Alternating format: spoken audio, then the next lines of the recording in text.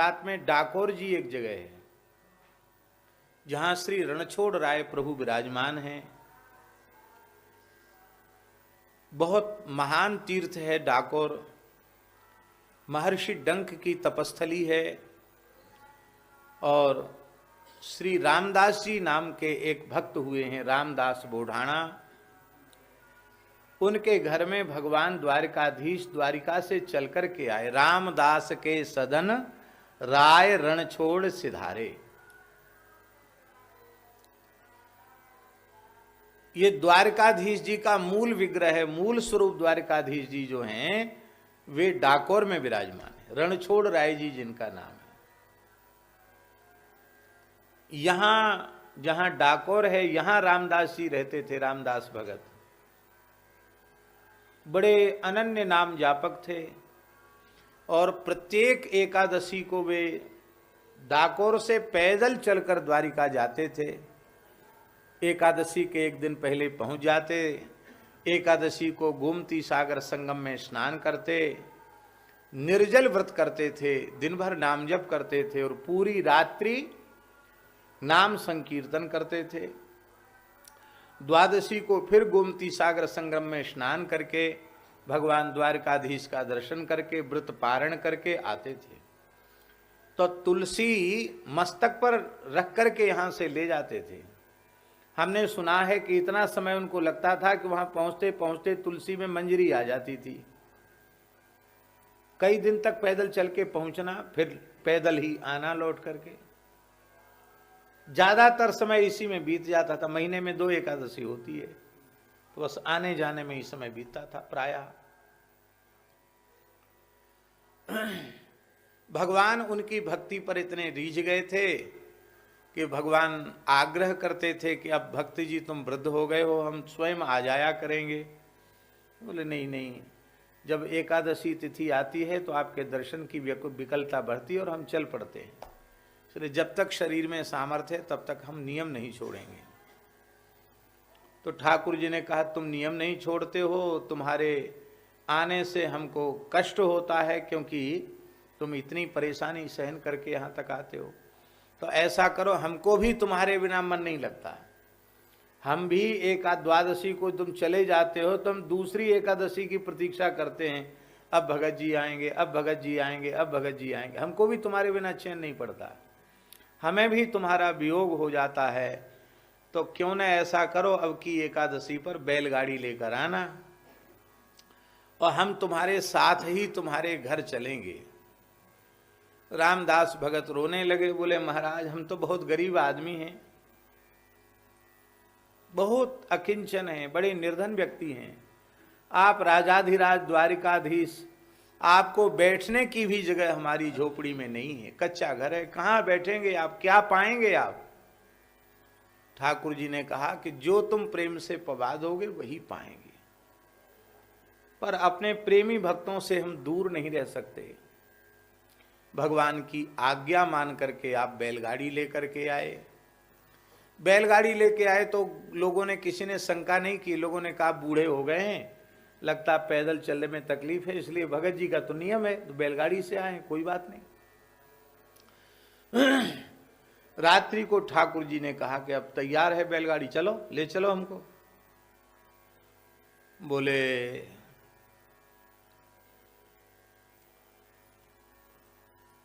तैयार तो हैं प्रभु। ठाकुर जी ने सब सामान रख लिया था, अपने हीरे जवाहरात के जड़े आभूषण, स्वर्ण के मुकुट सब पोटली बांध के रख ली थी। भगवान की पोशाक वगैरह सब अपने यहाँ पे ही तैयारी की। जैसे कोई दूर यात्रा पे जाने वाला व्यक्ति अपना सामान अपने यहाँ पे लगाता है, ऐसी ठाकुर जी ने लगा। और जल्दी जल्दी में लगाता तो पोटली गठरी जैसी बांध लेता, तो ठाकुर जी ने गठरी बांध के रखी थी, जल्दी थी जाने की।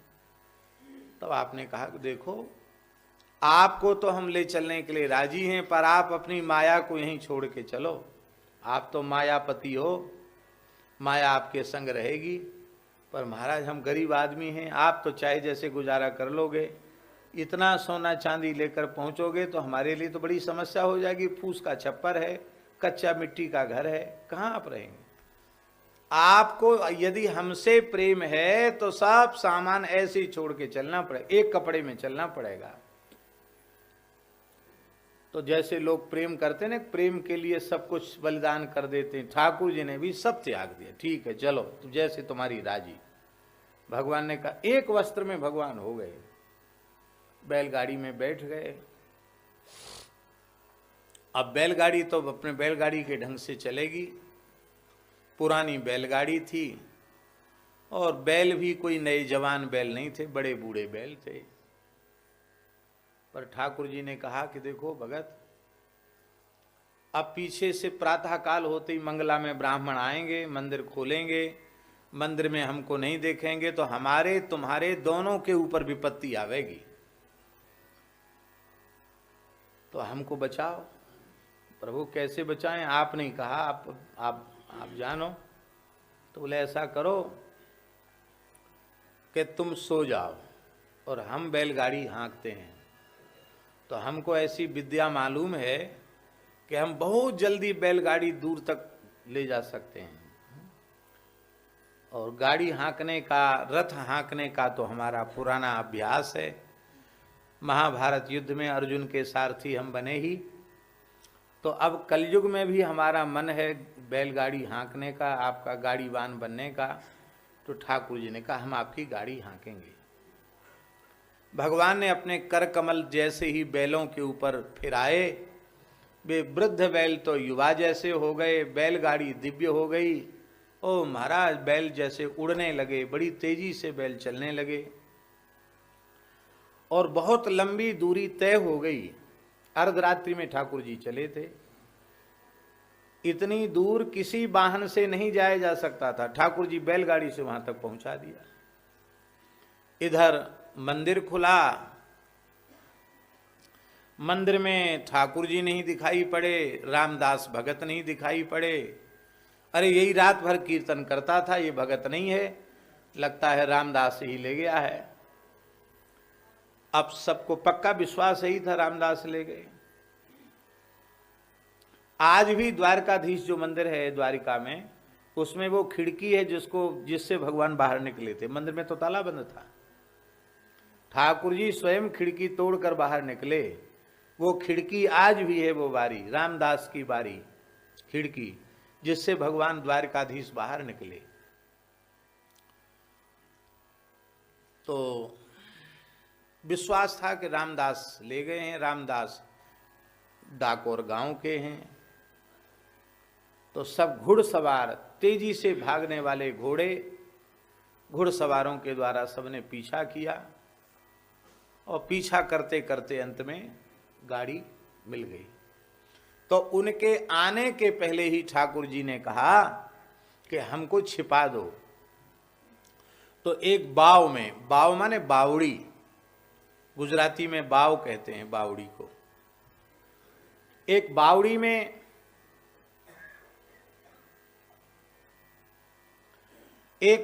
में ठाकुर जी को विराजमान कर दिया गया।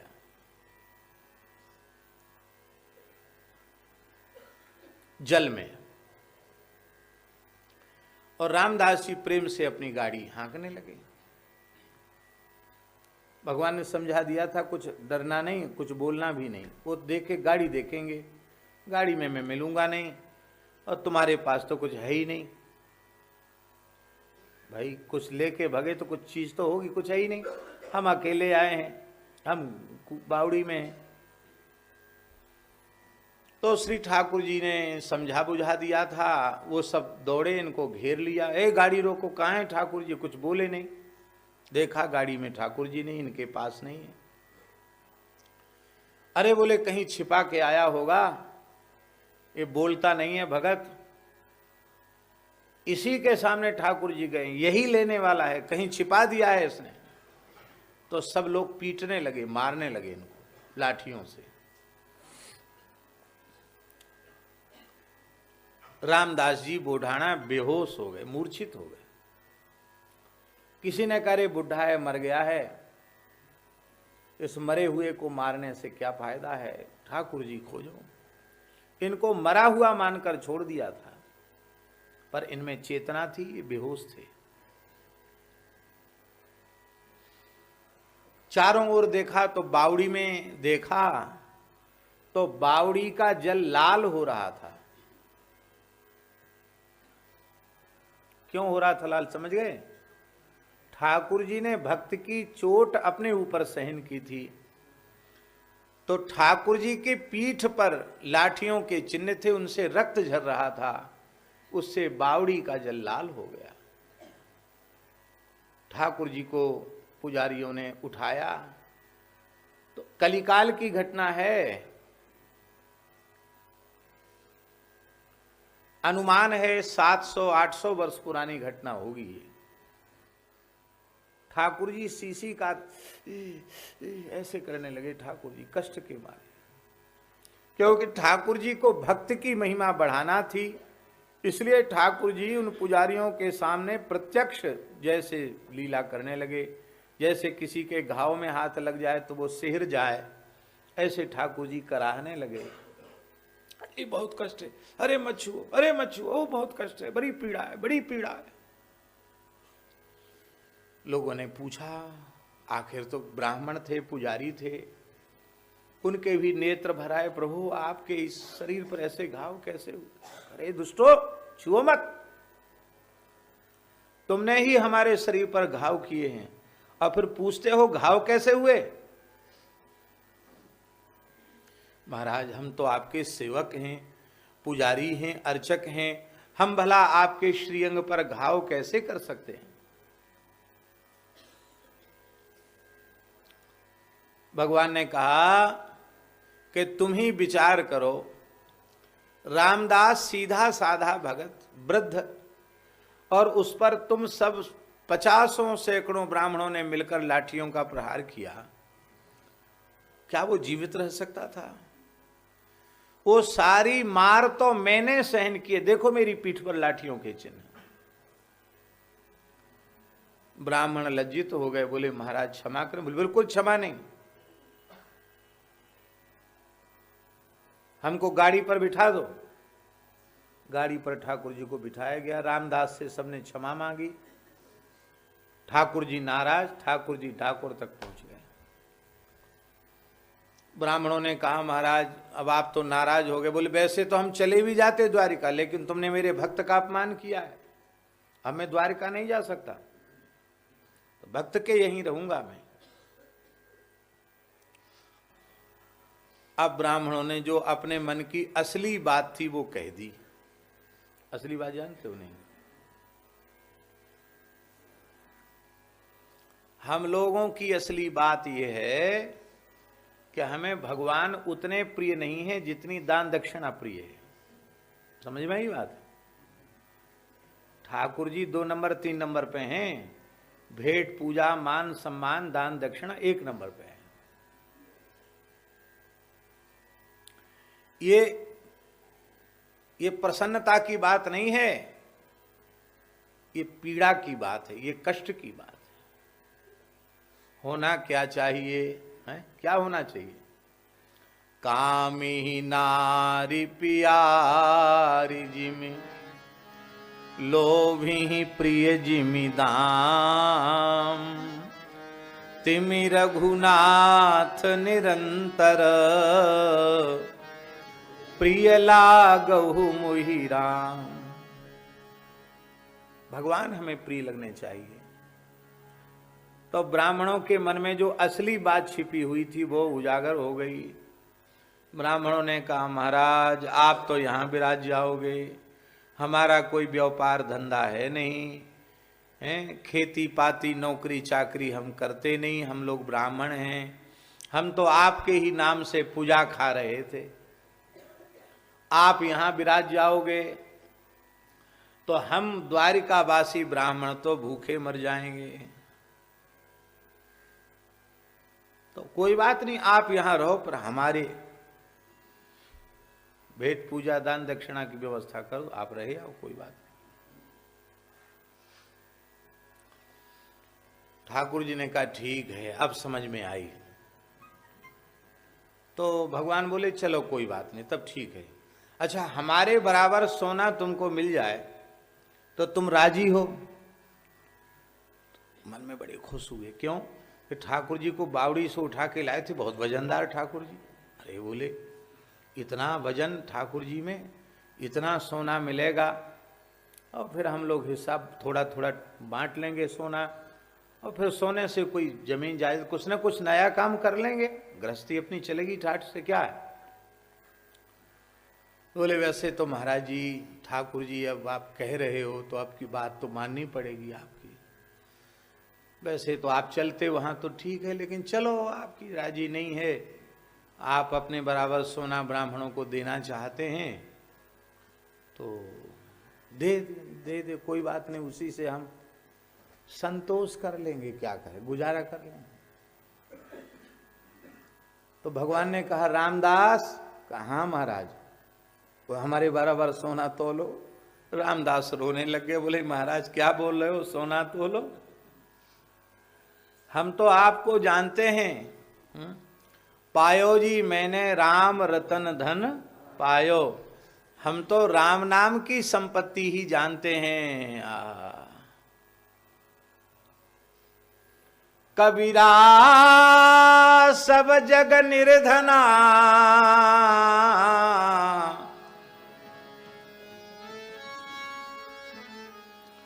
कबीरा सब जग निर्धना, धनवंता नहीं कोई, धनवंता सोई जानिए, जाके राम नाम धन होए। वही धनवान है जिसके राम नाम धन है। हे भगवान, मेरा धन तो आप हैं, आपका नाम, आपका रूप, आपकी लीला, यही हमारा धन है। हम सोना नहीं जानते हैं, हमारे यहां कोई खजाना गड़ा नहीं जब आपको सोने से तोल दें। ठाकुर जी बोले बड़ा भारी कंजूस है, इतना सोना रखा हुआ है तेरे घर में और तू मना कर रहा है ब्राह्मणों को देने। अरे ब्राह्मणों के पास कुछ चला जाएगा तो तेरा क्या घाटा है। महाराज मेरी स्मृति में नहीं है कि सोना मेरे पास है, तेरी स्मृति में होने से क्या हुआ, हम तो जानते हैं। तो ब्राह्मणों ने सोचा कि निश्चित भगवान तो सर्वज्ञ हैं, कहीं गड़ा हुआ धन होगा। भगवान ने कह धरा, रामदास को बुलाया और बोले इधर आओ, अपना कान हमारे मुंह के पास लाओ।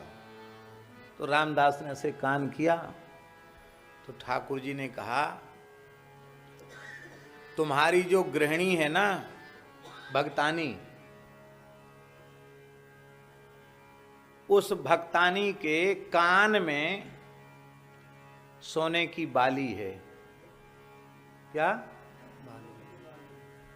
इतने गरीब थे रामदास जी, उनके गृहिणी के दोनों कान में भी बाली नहीं थी, एक कान में एक पतरा सा सोने का तार बाली वो कान में थी, नाक और कोई आभूषण नहीं था ही नहीं, बहुत गरीबी थी। तो रामदास ने कहा महाराज वो तो बहुत हल्की है। अरे बोलो मत, सबके सामने सब भेद खुल जाएगा, हम तो उसी से तुल जाएंगे।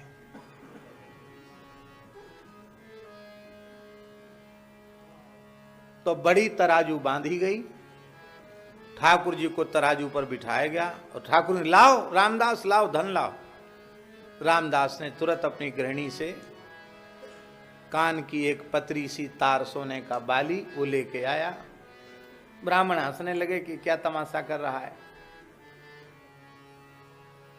जैसी बाली पड़ले पर रखी, द्वारकाधीश रण छोड़ राय तो ऊपर झूलने लग गए और बाली वाला जो पड़ला था वो जमीन से चिपक गया। ध्यान में आई बात, भगवान हल्के हो गए, बाली वजनदार हो गई, भगवान से कई गुना ज्यादा हो गई। भगवान बोले भाई देखो हम तो उदार हैं, हमारे भक्त हमसे भी ज्यादा उदार हैं। सौदा तो तय हुआ था कि बराबर का सोना देंगे, लेकिन हमारे भक्त की उदारता है, हम अपने से कई गुना सोना तुमको ज्यादा दे रहे हैं, ले ले जाओ। ब्राह्मण बोले अरे तुम तो ठगते हो। कैसे? कहले जैसे आपने वामन अवतार में बलि को ठग लिया, ऐसे ही हमको ठग रहे हो।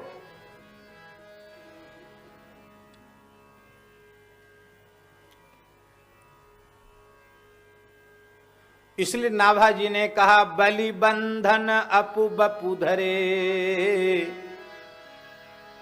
आहा, आपने हमको ठग लिया। भगवान ने कहा हम ठगते वक्ते किसी को नहीं है, ये तुम्हारा भ्रम है।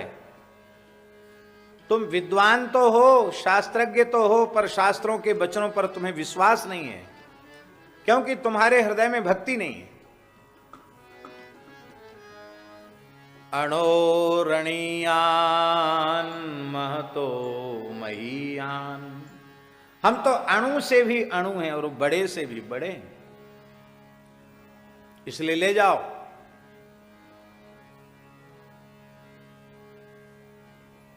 ब्राह्मण बोले धरे रहो अपने पास, कम नहीं चाहिए। क्यों?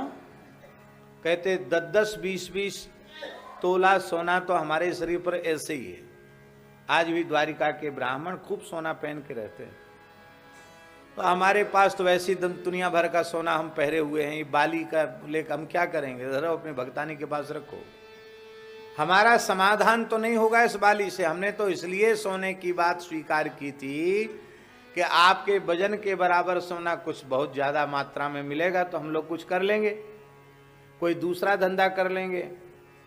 अब आपने ऐसा काम कर दिया, तब महाराज हमको तो आप अपने जैसा स्वरूप ही प्रदान कर दीजिए। भगवान को दया आ गई। भगवान ने कहा कि तुम जाओ, वहां तुम्हें मेरे ठाकुर जी जहां होंगे वहां ठाकुर जी का संपूर्ण ऐश्वर्य होगा। जहां द्वारिकाधीश विराजे वहीं द्वारिका प्रकट हो गई, डाकोर द्वारिका बन गया। वहां गोमती सागर तीर्थ सरोवर के रूप में प्रकट हो गया, जिसको गोमती सागर सरोवर, गोमती सरोवर कहते हैं। ये गोमती सागर संगम तीर्थ है। भगवान शिव ने आश्रय दिया भगवान को। डंकेश्वर महादेव वहां विराजमान हैं। भगवान द्वारकाधीश रण छोड़ राय वहां विराजे, आज भी विराजे। अच्छा।